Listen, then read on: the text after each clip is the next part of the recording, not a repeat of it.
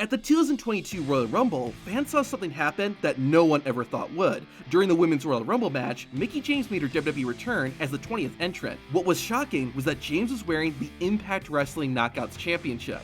This is the first time a championship from Impact Wrestling, formerly known as TNA, has been shown in WWE. This is something nobody thought would ever happen, but it did. A few months later, two things that fans had never seen before happened on the exact same night. First, on the first day of WrestleMania 38, Drew McIntyre took on Baron Corbin. Since 2014, Corbin had been using the End of Days as his finisher. What made the move so impressive is that for over 7 years, nobody had kicked out of it. This is a massive accomplishment, especially today, when kicking out of finishers is incredibly common. However, when Corbin hit his finisher on Drew McIntyre, the Scottish Warrior became the first person to kick out of End of Days. It got even worse for Baron Corbin because he ate a Claymore kick and lost the match too. Not long after that, fans saw something else that had never happened in WWE before until then. Since All Elite Wrestling launched in 2019, we see a number of WWE wrestlers leave the company and join AEW. However, that changed in 2022. At WrestleMania 38, Seth Rollins took on a surprise opponent. We didn't know who it was until right before the match started. The stadium went black, and out came Cody Rhodes. Not only did Rhodes make his WWE return that night, but he also became the first AEW wrestler to leave All Elite Wrestling and join WWE. A little over 3 months after Cody made his return to WWE, someone else left.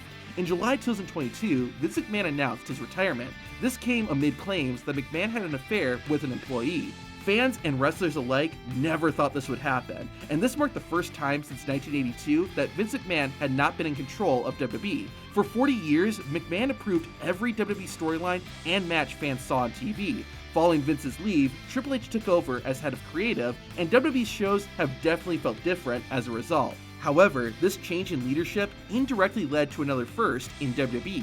The Money in the Bank contract has been around for 17 years. In that time, wrestlers who have won the briefcase have only ever cashed in for a World Championship match. In 2022, though, someone decided to end that trend. After winning the men's Money in the Bank ladder match, Austin Theory made a few attempts to cash in on the undisputed WWE Universal Champion, Roman Reigns, but that didn't work out. Instead, Theory cashed in on the United States Champion, Seth Rollins. However, thanks to some interference from Bobby Lashley, Theory lost the match. This was the first time someone cashed in Money in the Bank on a non-World Championship. Also, it's worth mentioning that the Money in the Bank pay-per-view, Theory became the first person to lose a championship and win Money in the Bank the same night, when he was defeated by Lashley early in the show and lost the US title to the Almighty. Just a warning, but this next fact might make you feel old. In April 2022, a new female wrestler named Roxanne Perez made her WWE debut. 6 months later, she had her first match on the main roster when she wrestled on SmackDown. This is a historic moment because it's the first time that someone has wrestled on SmackDown and is younger than the show itself. Perez is 21 years old and was born in 2001. SmackDown launched in 1999. The Blue Show had already been around for 2 years before Roxanne Perez was even born. Perez is not the only female wrestler to make history this year. On an episode of Level Up, Thea Hale fought Salome Jacobs. You might not realize it at first, but these two women made history. This was the first time two teenagers had wrestled a match in WWE, with both Hale and Jacobs being 19 years old.